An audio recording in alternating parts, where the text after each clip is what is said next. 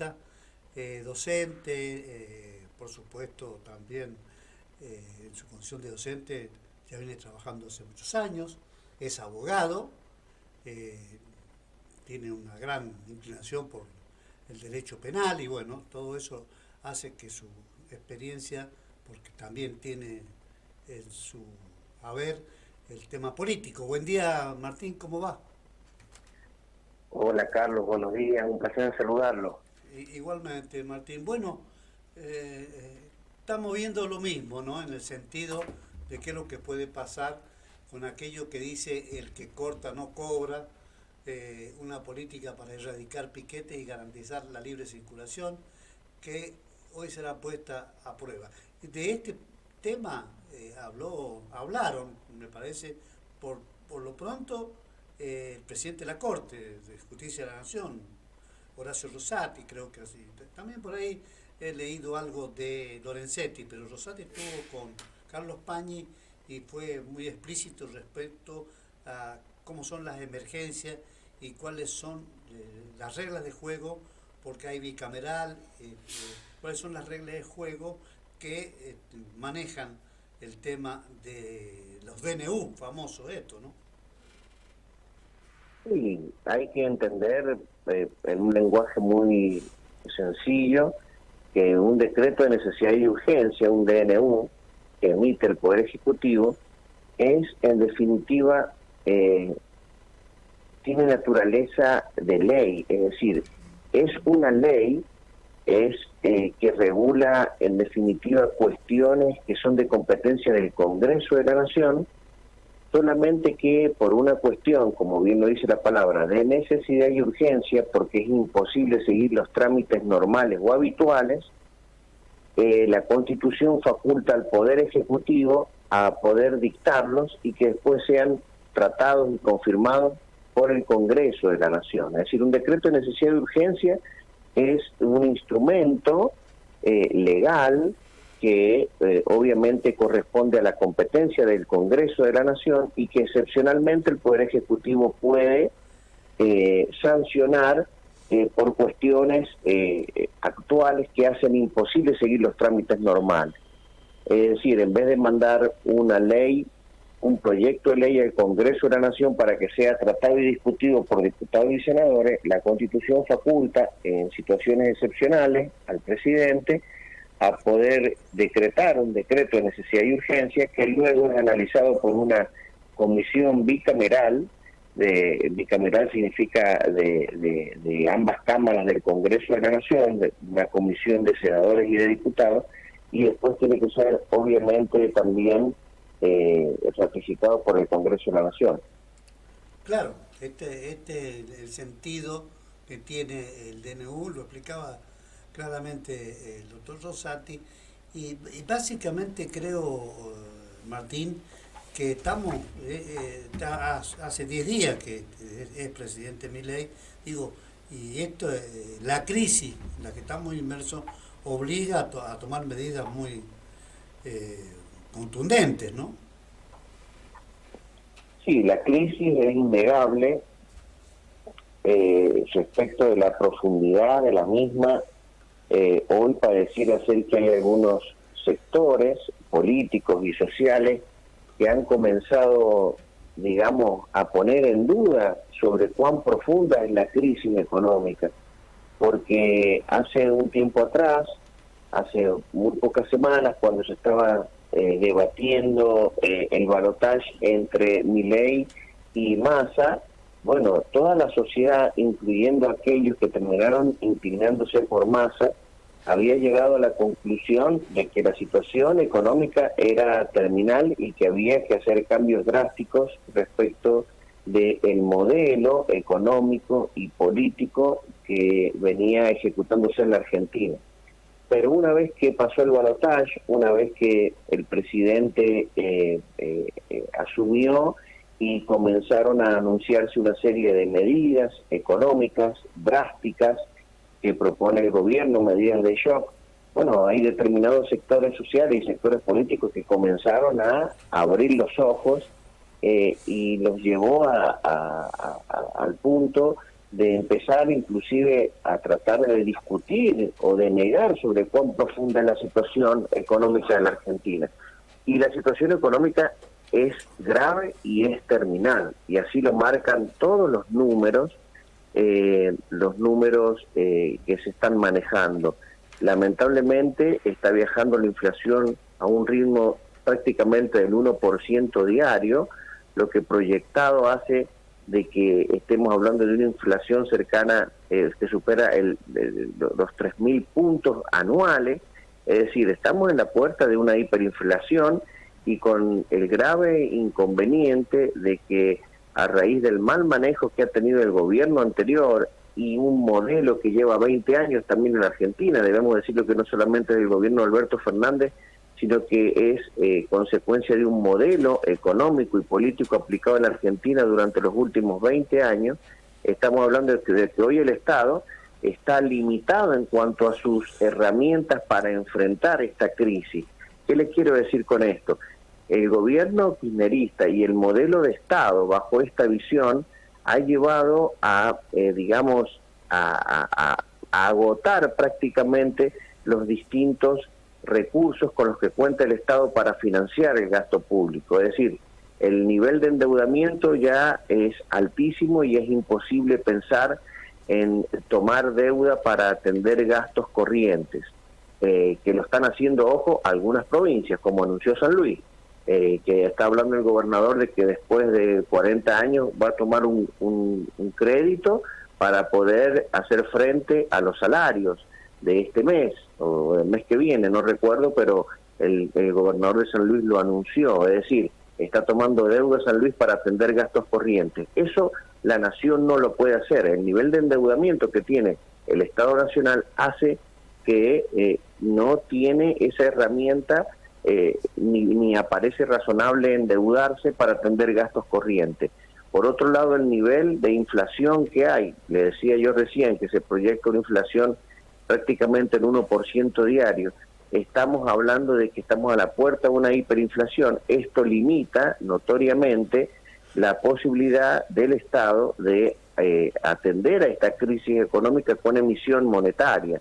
Y por consiguiente, el único camino posible que le está quedando al gobierno es evidentemente la cuestión impositiva. Es decir, la única forma, la única manera que hoy tiene el Estado Nacional de atender al gasto público es a través de los impuestos, y así es como se entienden este paquete de medidas que ya lo vamos a conocer más tarde, pero que más o menos están haciendo conocer algunos funcionarios y algunos que están cerca del círculo del presidente, de que las medidas van encaminadas básicamente a la carga impositiva que pesa sobre los argentinos. Entonces esto evidentemente no va a caer del todo bien en algunos sectores sociales, pero es importante que entendamos que hoy es la única posibilidad que tiene el Estado de atender a sus gastos. Es decir, hoy los impuestos es la única variable a la que puede echar o meter manos el gobierno de Milei. Y desde ese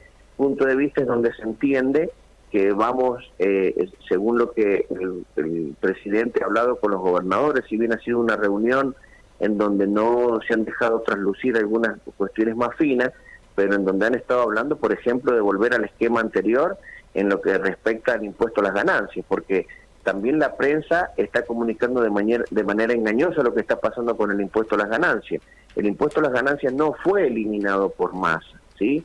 Pero la gente tiene la sensación de que el impuesto a las ganancias había sido eliminado. No, fueron incrementadas, digamos, los mínimos, no imponibles, y que eso hizo que muchísimos trabajadores dejaran de pagar ganancias, que se fue aproximadamente el mínimo a 1.800.000 pesos. Pero todos los trabajadores que superaran ese importe pagaban impuesto a las ganancias. Bueno, lo que va a hacer este gobierno, lo que va a anunciar en ese paquete de medidas, y es algo que ha sido reclamado por los gobernadores también, que eso es importante decirlo, es volver al esquema de ganancias anteriores a la modificación que hizo Sergio Massa. Vale decir, estamos hablando de un esquema de ganancias, estamos hablando de que van a pagar trabajadores a partir de los 900.000 pesos, ¿sí? Y esos recursos son muy necesarios para las provincias, porque una de las preocupaciones que tenían las provincias era que se encuentran totalmente desfinanciadas en muchos aspectos, sin posibilidad muchas de ellas de acceder al crédito, y por supuesto también el ajuste del Estado Nacional hace que por el momento también muchas provincias que dependían de los ATN, de los aportes discrecionales que hacía el gobierno de Alberto Fernández, se esperaba que bajo el gobierno de Milei se iban a reducir drásticamente estos aportes del Tesoro. Entonces, ¿qué le quiero decir con todo este panorama, con todo este esquema? Las medidas que va a tomar el gobierno, si bien todavía no las conocemos, van encaminadas en definitiva a obtener ingresos o recursos elevando de alguna forma o de alguna manera la carga impositiva. Así estamos hablando de retenciones, estamos hablando de volver al esquema anterior del impuesto a las ganancias, y con eso se espera aliviar un poco la situación fiscal de las provincias, pero debemos entender que no hay, digamos, margen para que el Estado recurra a otras fuentes o vías de financiación. Es decir, no va a recurrir a la emisión monetaria porque Milei ya le declaró la guerra sin cuartel a la inflación, y considera este presidente que la inflación es un fenómeno estrictamente monetario. Es decir, la única manera de parar la inflación para el presidente Milei es dejar de imprimir dinero del Banco Central y de financiar el gasto público a través de la impresión de billetes, y el endeudamiento, a razón de aproximadamente 520.000 millones de dólares en que está endeudada la Argentina, no va a ser utilizado, no es razonable utilizarlo para gastos corrientes en este momento. Entonces, debemos entender que las medidas van a ir encaminadas en ese sentido. Seguramente van a haber algunos sectores sociales y agentes económicos que se van a ver bastante, digamos, molestos con las medidas que va a anunciar el presidente, como por ejemplo aquellos sectores en donde se va a imponer la retención. Estamos hablando de que en la vitivinicultura aproximadamente se va a elevar las retenciones en un 8%, algo que puede afectar, por ejemplo, a San Juan, a Mendoza, a San Luis, a La Rioja y a Catamarca, y así, en ese sentido, hay un esquema de retenciones que va a ser en apariencia desigual, que va a afectar de distinta manera a distintas economías regionales. Entonces vemos que estas medidas económicas, si bien aparecen extremas, son razonables en este momento que está atravesando la Argentina con esta situación de crisis económica, y se espera también que este paquete de leyes incluya algún tipo de reformas tendientes a aliviar, la carga de las pequeñas y las medianas empresas. Se habla de un paquete de medidas también que tocaría o afectaría, por ejemplo, cuestiones de los costos laborales. En ese sentido, tendría una regulación y un nuevo esquema respecto de los nuevos contratos de trabajo que tengamos de acá para adelante. Es decir, se está hablando de que también la reforma incluiría de alguna manera cuestiones vinculadas al derecho laboral. Y en este sentido le quiero decir que hasta que no tengamos bien los decretos de necesidad y urgencia, no vamos a poder analizar desde un punto de vista legal, ¿sí?, la constitucionalidad de las medidas que va a disponer el gobierno, porque por vía de decretos de necesidad y urgencia existen algunas limitaciones para el Poder Ejecutivo. Es decir, no puede, por medio de un decreto de necesidad y urgencia, legislar sobre algunas materias que están prohibidas por la Constitución, como en materia penal, por ejemplo, y como en materia también tributaria, que tienen base exclusivamente legal, ¿sí? Pero bueno, vamos a ver, una vez que el gobierno anuncie las medidas, vamos a poder analizar más detenidamente, por un lado, la razonabilidad de las medidas, y por otro lado vamos a poder analizar la legalidad también de las medidas. Estamos hablando con nuestro columnista, doctor Martín Zuleta. Lo que quiero marcar ahora, porque Martín, quiero que toquemos un poco esta importante reunión que tuvieron los gobernadores con el presidente, los 24 gobernadores con el presidente de la Nación, Milei, bueno, a 10 días de la asunción de hacerse cargo de un país que está, usted lo ha marcado bien con respecto a la situación económica. Pero tenemos que hacer una brevísima pausa, Martín. Ya venimos con más, porque en el tema de la obra pública, por ejemplo, que es donde hizo foco Orrego, porque naturalmente puso énfasis en la construcción de casas, la construcción de vivienda, algo que siempre se espera en las distintas gestiones. Por supuesto, hoy por hoy la situación es muy terminal en algunos rubros, así que no se vaya, doctor, que hacemos una pausita y ya volvemos. Las 8:40 minutos, le decíamos a Martín Zuleta acerca de esta primera reunión importante de todos los gobernadores con el presidente, y además del tema de la obra pública, también Orrego hizo foco en la suba de la alícuota en los derechos de exportación para la vitivinicultura. Bueno, varios temas, ¿no es cierto? Y en un ratito también vamos a hacerle escuchar a Martín lo que son los fondos fiduciarios y lo que pasó y lo que está pasando con eso, que está tomando el 2,3% del PBI, un montón de millones de pesos que van a parar, vaya a saber dónde, con los famosos fideicomisos. Ahora, Martín, has podido leer algo respecto pero lo que te contaba con respecto al gobernador Orrego y a todos sus pares, ¿no? Sí, como habíamos anticipado la semana pasada, justamente estábamos hablando con usted y fuimos uno de los primeros que habíamos anticipado sobre que el presidente Milei iba a convocar a los gobernadores para el día martes. Así sucedió ayer, y evidentemente hay algo que es muy importante tener en cuenta. Yo siempre, cuando analizo política, me fijo en las formas, y cuando uno se pone a ver y a escarbar un poco y dice que la disposición de los gobernadores en ese gran mesón, en el Salón Eva Perón, estaba determinado de antemano por el presidente y por su equipo, es decir, cada gobernador tenía asignado su lugar con un papelito que indicaba el nombre de cada uno, es decir, que no estaban sentados así al azar, por decirlo de alguna manera, sino que fueron puestos de esa forma por el presidente Milei y por su equipo de trabajo. Y vemos que luego del presidente y de su equipo, de la vicepresidente y de algunos funcionarios nacionales, muy cerca del presidente seguían el gobernador de Buenos Aires, Axel Kicillof, y el gobernador de Catamarca también, ¿sí? Y bastante más retirado hemos visto a nuestro gobernador de San Juan, a Marcelo Orrego.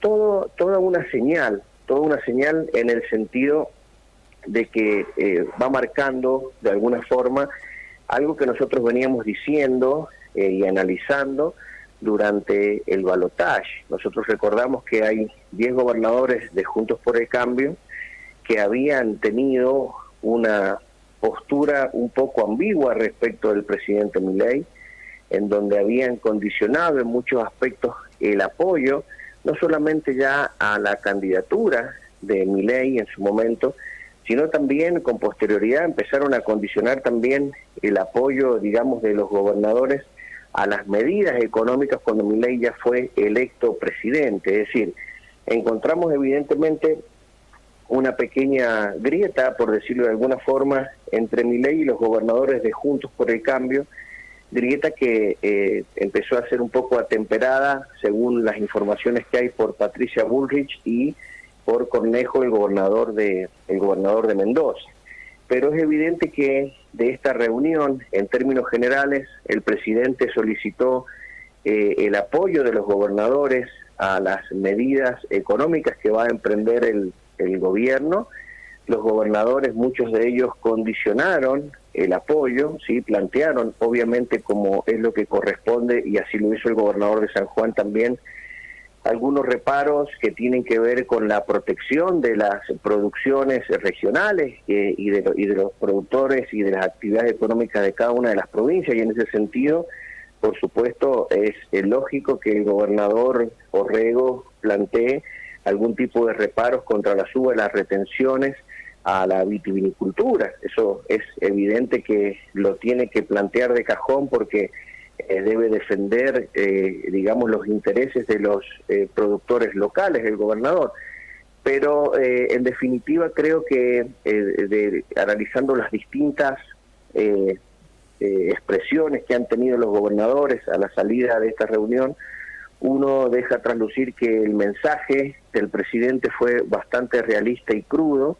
Les indicó a los gobernadores cuál es la verdadera situación económica del país según su visión, y eso parece ser compartido o aceptado en cuanto a la visión de cómo está la economía por todos los gobernadores. Ahora, obviamente, las medidas que está proponiendo el gobierno, en alguna medida, van a ser resistidas públicamente por los gobernadores, pero es evidente que van a tener que acompañar estas medidas porque lo necesita la República Argentina.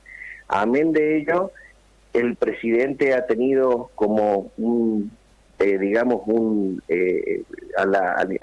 impuesto a las ganancias, a tratar de volver e incluir en esta ley ómnibus una vuelta al esquema anterior, está teniendo un mecanismo de presión, por decirlo de alguna forma, a los gobernadores, diciendo, bueno, miren, acompañen este paquete de medidas porque dentro de este paquete de medidas va algo que ustedes me estaban pidiendo, que es la vuelta a un esquema anterior del sistema de ganancias. Inclusive está el presidente asumiendo el costo político porque él como diputado nacional aprobó esta baja del impuesto a las ganancias en este esquema que propuso Massa en su momento, y hoy está asumiendo el costo político de proponer, digamos, volver al esquema anterior para evitar la desfinanciación de las provincias. Entonces es importante tener en cuenta este tipo de cuestiones para analizar cómo pueden reaccionar cada uno de los gobernadores. Hay gobernadores que tienen más peso, como el de Buenos Aires, por la cantidad de diputados nacionales sobre los que puede influir, ¿sí? Hay gobernadores que tienen menos peso, como el de San Juan, donde el gobernador Orrego tiene para ofrecerle al presidente, en cuanto a números se refiere, solamente 2 manos de dos diputados nacionales, no tiene ningún senador sobre el cual puede influir.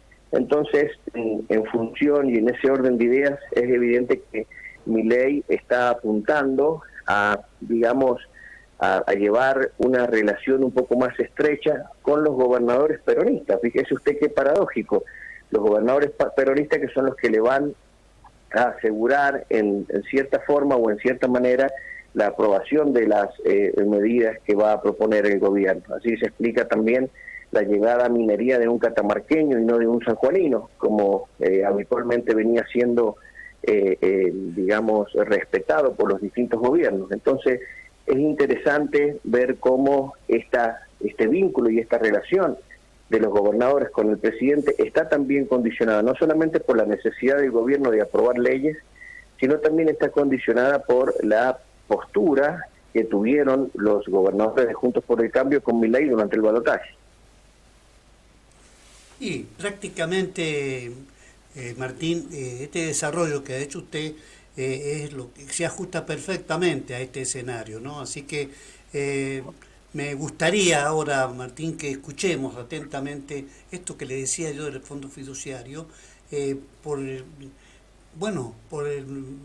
cómo se manotean recursos, nadie sabe nada y aparece en una investigación periodística, algo que necesariamente es muy importante que lo sepamos todos. Y Pancho Olivera, de La Nación Más, que en el programa de Odisea Argentina que conduce Carlos Pañi, bueno, hacía varias revelaciones. Lo tenemos ahí a Pancho Olivera, Tony. Bueno, ahí vamos a escuchar porque me parece que por ese tamiz creo que empiezan a pasar cosas muy graves en la Argentina. No lo logramos todavía, ya lo vamos a poner, pero está muy bueno su investigación. Siempre Pancho Olivera está dedicado prácticamente a una tarea semejante en otras cosas, ¿no?, que tienen que ver con la economía, con la pobreza, con el tema que va a tener cuando se dejen sin efecto los subsidios al transporte, ¿no? ¿No es cierto, Martín? Sí, el tema de tarifas es un tema muy sensible que evidentemente va a generar algún tipo de resistencia lógica en la comunidad, en la medida que no sea bien comunicado, porque yo entiendo y he estado también observando algunas entrevistas que los medios nacionales tienen con la gente, que toma sobre todo trenes, subtes y colectivos, y la gente es bastante consciente de la situación en la que el gobierno de Milei ha recibido, a la Argentina y sobre todo a la situación económica. Creo que esto va a afectar gravemente, por supuesto, el ingreso de los argentinos, de la clase media y de la clase trabajadora, pero debemos comprender que este esquema de ir hacia un sinceramiento de la economía incluye también un sinceramiento tarifario, porque lo que la gente debe comprender es que, los servicios tienen su costo, ¿sí? Y el costo se termina pagando. Alguien debe pagar el costo de los servicios. Y obviamente en esta nueva visión que tiene el gobierno, estamos hablando de que, el sinceramiento tarifario implica que el costo del servicio cada vez va a estar más financiado y representado y atendido por el usuario. Y en ese sentido es esperable una suba de las tarifas de los servicios públicos. Pero ahí también hay mucho por trabajar, en el sentido de que las provincias también tienen una parte de los subsidios del transporte. Es importante ver también que las medidas que tome el gobierno respecto de las tarifas, nosotros que estamos acá en San Juan, debemos comprender que es una discusión en lo que respecta al gobierno nacional que tiene más que ver con el AMBA, es decir, con el conurbano bonaerense, que es ahí donde incide fuertemente, los subsidios del gobierno nacional. Acá en la provincia el subsidio impacta de menor forma, porque también hay un alto componente de un subsidio del gobierno provincial al transporte público provincial. Es decir, son esquemas que hay que ir analizando cada uno, y sobre todo porque las realidades en ese sentido de los servicios públicos en las provincias son muy diferentes. Algunas provincias prácticamente que no reciben ayuda de subsidios nacionales, y por ahí, si esto no es adecuadamente informado y ni tampoco adecuadamente entendido por los usuarios, por ahí hay algunas provincias en donde vamos a ver que los boletos y las tarifas suben, las tarifas del transporte público, y muchas veces van a subir por decisión también de los gobiernos provinciales. Es decir, lo que le quiero significar con esto, que está tan amañada la economía argentina en todo sentido, hay tantas distorsiones en todo sentido, que obviamente ir hacia un sinceramiento de la economía en todo aspecto, incluyendo el tarifario, va a implicar, por supuesto, un mayor coste de las tarifas, sobre todo que van a terminar siendo pagadas por los usuarios que consumen esos servicios. Es decir, vamos en un esquema diferente. Anteriormente veníamos con un esquema en donde el gobierno y el Estado venía financiando muchas de estos servicios, pero sobre todo en beneficio de Buenos Aires, que es el gran beneficiario de los subsidios nacionales. Por supuesto, esto tiene como contrapartida también que la provincia de Buenos Aires es quien con sus impuestos también contribuye de una forma, importante al esquema tributario del Estado Nacional. Pero bueno, es evidente que este sinceramiento de la economía va a incidir fuertemente en el bolsillo de la clase media argentina, sobre todo por un sinceramiento de tarifas. Claro, y fíjese de qué manera, está bien, en el AMBA, como usted bien lo dice, este subsidio,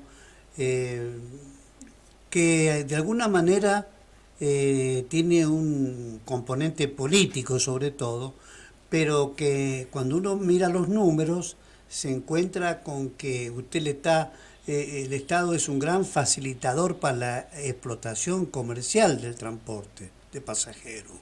Entonces, y hay una distorsión en eso, porque le está jugando desfavorablemente a otras actividades, porque el Estado te está dando la plata para que vos explotes el transporte de pasajeros. Creo que esa distorsión es la que sin duda alguna no solamente preocupa, sino que pone en una desigualdad, ¿no es cierto?, a otras actividades que no tienen nada que ver con el transporte, pero que de alguna manera son servicios, ¿no? Sí, debemos comprender que en todos los países desarrollados el transporte público está subsidiado de una u otra forma por los grandes beneficios que significa para la economía. Si uno piensa que utilizar un transporte público es dejar de utilizar el automóvil, significa también dejar de contaminar el ambiente, significa dejar de pensar en lugares para aparcar o estacionar, significa, bueno, mayor agilidad de circulación. Es decir, el transporte público está subsidiado. Nosotros lo que también en las economías más poderosas del mundo.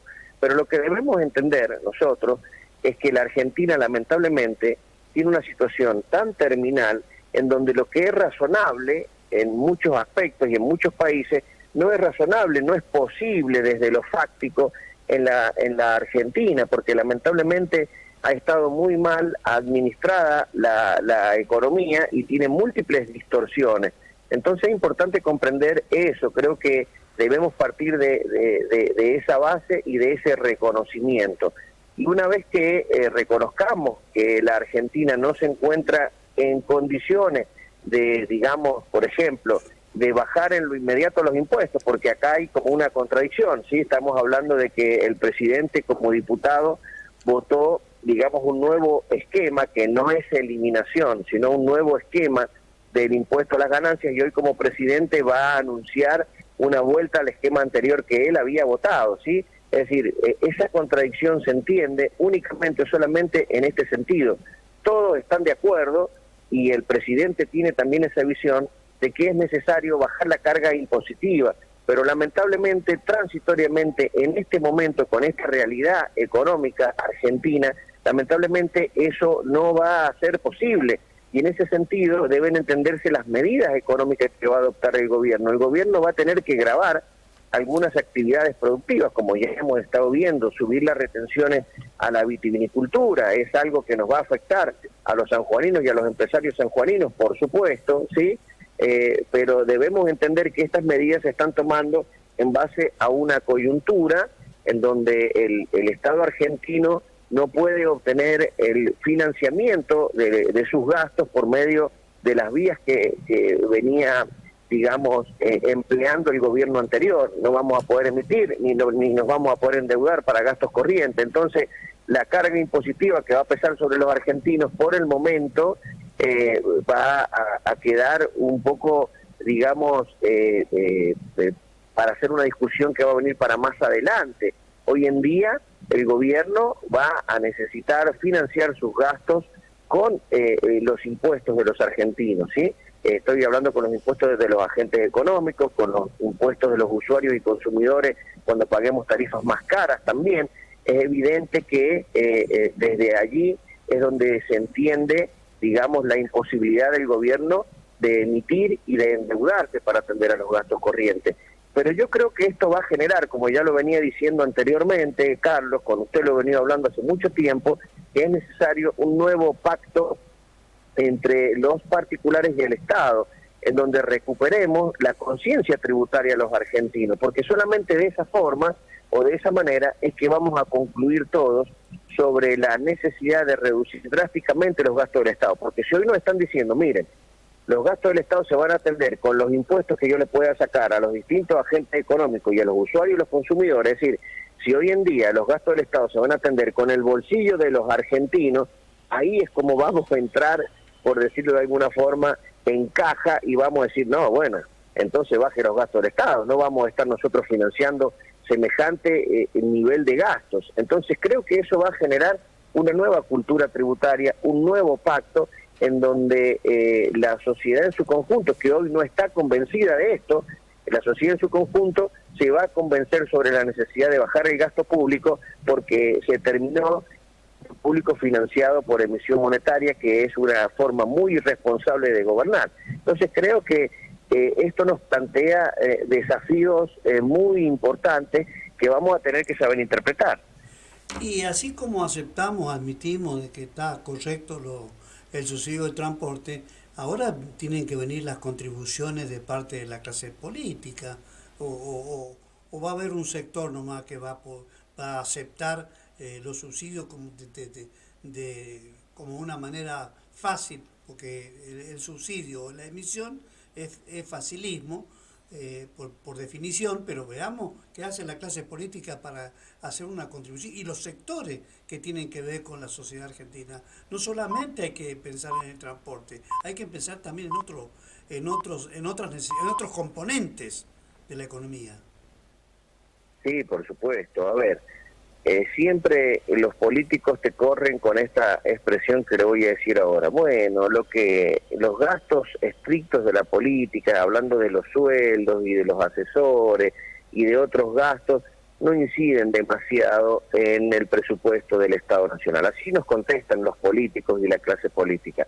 Pero bueno, como usted dice, nosotros los argentinos necesitamos ver también un sacrificio por parte de la clase política, y por más poco que incidan estos costos dentro del presupuesto del Estado Nacional, no es posible ver, por ejemplo, que Milei ha sorteado su último salario como diputado nacional, que ya va por 2.200.000 pesos, lo que está cobrando un diputado nacional. Lo conocemos ahora gracias a que el presidente ha sorteado su última dieta como diputado nacional, y cuando Milei comenzó a sortear su dieta hace 2 años, la primera fue de 300.000 pesos, Carlos. Es decir, nadie en la Argentina ha obtenido este nivel de incremento en sus ingresos como la clase política. Realmente es obsceno, Carlos. Entonces los argentinos también necesitamos ver un sacrificio por parte de la clase política. Creo que se deberían ir hacia un esquema de un esfuerzo patriótico, congelar salarios o reducir salarios. Creo que sería un gesto muy importante para que la clase media y la clase productiva del país también pueda, digamos, sin mayores, por decirlo de alguna forma, sin quejas, aceptar el nuevo esquema que le va a proponer el gobierno. Entonces, no resulta lógico ni resulta tampoco ético que el Estado requiera esfuerzos por parte de la clase media argentina, esfuerzos por parte de la clase de los agentes productivos de la Argentina, sin ver también un esfuerzo equivalente por parte de la clase política, como usted bien marca. Claro, claro, es elemental. Vamos al mediodía, o mañana, cuando usted quiera, cuando usted pueda, porque usted está también en la última semana de muchas cosas. Ya en tribunales está todo cerrado, por supuesto. Tal vez queden algunas cosas emergentes, pero le voy a hacer llegar lo de Pancho Olivera, bueno, para que podamos hablar sobre un tema muy central, porque esto de los fondos fiduciarios, de toda esta cuestión, está bueno analizarlo, porque el trasfondo de esto es corrupción, que siempre usted y yo nos ocupamos en esta radio de, bueno, de condenar este tipo de actividades, entre comillas, ¿no? Sí, con mucho gusto, estoy a su disposición, Carlos. Usted sabe que cuando usted me requiera, acá voy a estar. Sí, vamos a analizar,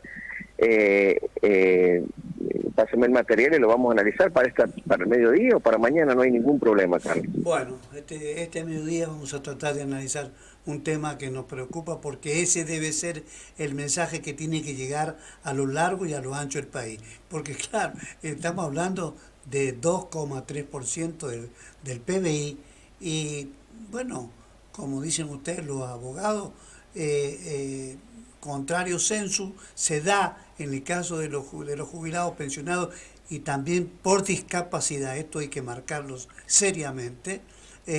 Bueno, se utilizarán 2, 3, 4 del PBI, o sea, no puede ser un privilegio para uno, y bueno, y una carga pesada para un sector que ya hizo el aporte y que naturalmente espera vivir sus últimos tiempos con un ingreso digno. Esto lo vamos a decir porque me parece que es muy importante que la gente sepa que se está haciendo un desprecio a un sector, que todo el mundo se hace por un lado.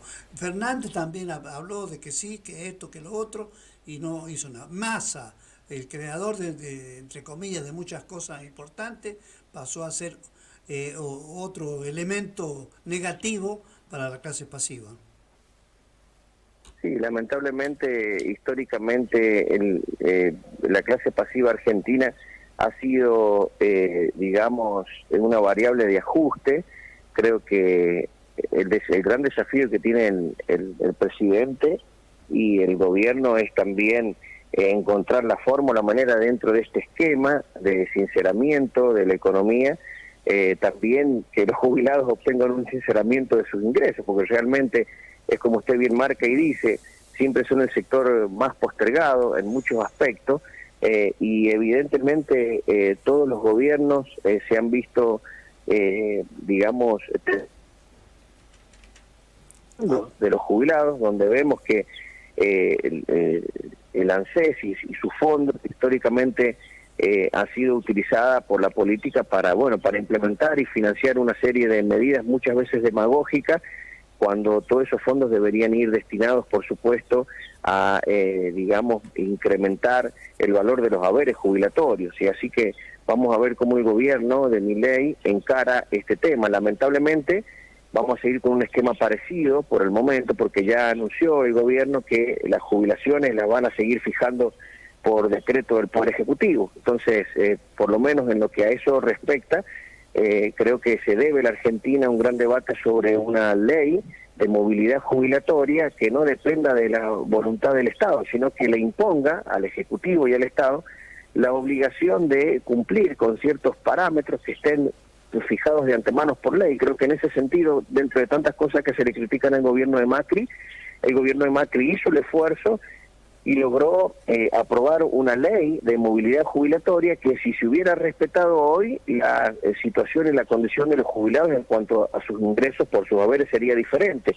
Así que creo que ese también es el desafío del gobierno de Milei, creo yo, volver a plantear esta cuestión y que, digamos, la movilidad jubilatoria esté determinada por una ley que no dependa de la discrecionalidad del Poder Ejecutivo. Claro, y de un par de diputados como Heller, el banquero que usted y yo conocemos, y la diputada Vallejo, se pusieron firmes para mantener un nuevo esquema, diciendo que la inflación no iba a perjudicar a los jubilados. Y pasó eso, la inflación, que como banquero seguramente Heller la cumple correctamente, y bueno, así recibió también la noticia de que mucha gente se iba del banco Credicop, que es el propietario, para colmo un banco cooperativo, donde la solidaridad siempre resalta, pero no en este caso, que no fue solidario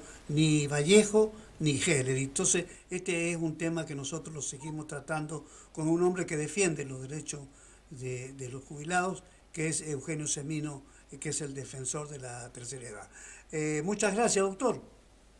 Estamos en contacto, Carlos. Un abrazo grande. Bien, ahí nuestro columnista, Martín Zuleta, con todo este análisis que me parece importante compartir en nuestro programa de hoy.